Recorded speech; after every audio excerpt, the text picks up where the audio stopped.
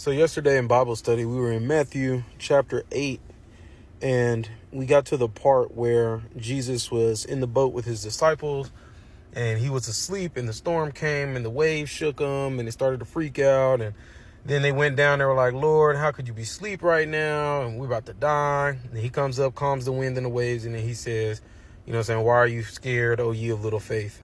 And one of the things I tried to point out to, the Bible study was, the disciples hadn't been with Jesus that long at that point, right? Like, from my understanding, Jesus' ministry was around 3 years in total, right? So with that, they hadn't been with him an incredibly long time to know who he was in fullness and in his divinity and his power. So this was one of the first tests that they had of faith to see if he was who he said he was or who he portrayed himself to be.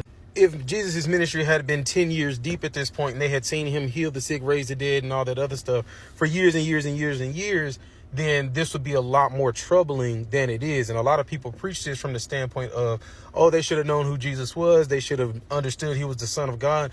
But that's not realistic.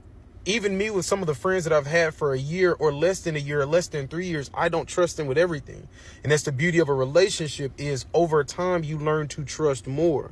And I feel like as Christians, it shouldn't be this immediate push to go from zero to marriage, so to speak, with Christ, because you have to build that relationship. You have to talk to God. You have to read and learn about Jesus and read and learn about what he's done, what he's capable of, what he wants to do, what his will is, and get a full understanding of who he is, so that you can start to lean on him for things, and you learn where you can lean on him and where you need to stand on your own strength for things and where you need to back off because you might be a little bit too headstrong in an area. And here's an area where you need to trust him more. Like, all of those things are what come over time in any relationship we have.